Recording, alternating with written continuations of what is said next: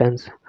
Past perfect tense क्या होता है? The past perfect tense describes an action completed before a certain moment in the past. ये वो tense होता है जो किसी एक्शन या किसी काम को ज़ाहिर कर रहा है जो वो माजी में किसी ख़ास वक्त पर मुकम्मल हुआ हो।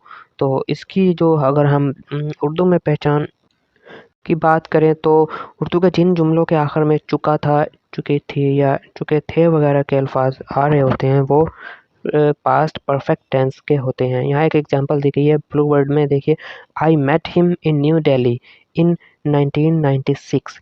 आई had seen him last 5 years before.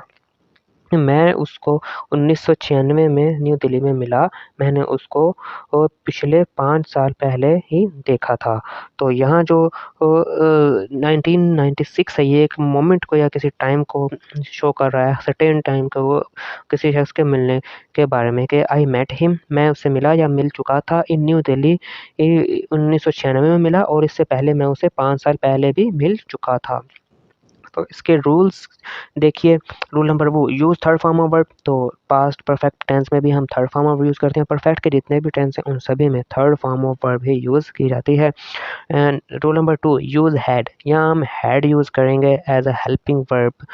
तो हमारा सब्जेक्ट कोई भी हो, सबके साथ हैड ही यहाँ यूज़ करना है। तो सेंटेंस स्ट्रक्चर देखिए, सब सिंपल सेंटेंस की जो स्ट्रक्चर है वो कुछ इस तरह से होती है। सब्जेक्ट सबसे पहले आता है, फिर हैड हमने यूज़ करना है और उसके बाद थर्ड फॉर्म ऑफ वर्ब। तो सिंपल सेंटेंसेस देखिए। Sentence number 1, when I reached the station the train had started. जब मैं स्टेशन पर पहुंचा तो ट्रेन स्टार्ट हो चुकी थी या चलना शुरू हो चुकी थी। द ट्रेन हैड स्टार्टेड, ये हमारे पास परफेक्ट टेंस है। So I couldn't get into the train.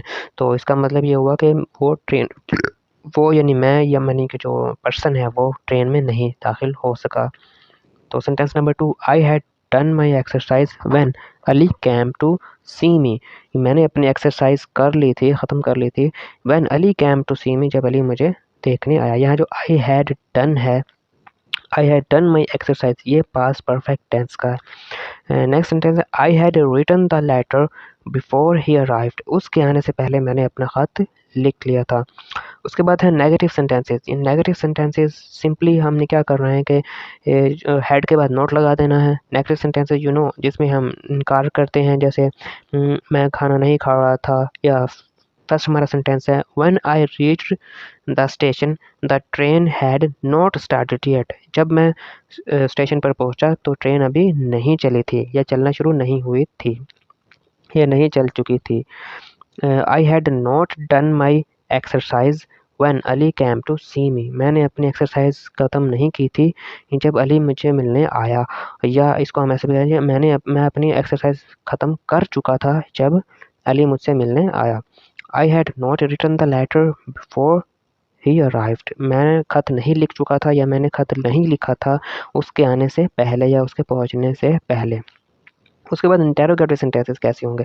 Interrogative sentences में हम क्या करते हैं कि जो हमारा जो हेल्पिंग वर्ब है, हैड है, वो हम सेंटेंस के स्टार्ट में ले आते हैं। उसके बाद हमारा सब्जेक्ट आता है और फिर वर्ब आता है। ठीक है, जो सेंटेंस नंबर 1 है, had the train started then I reach the station. तो जब मैं स्टेशन पर पहुंचा तो क्या ट्रेन चलना शुरू हो चुकी थी?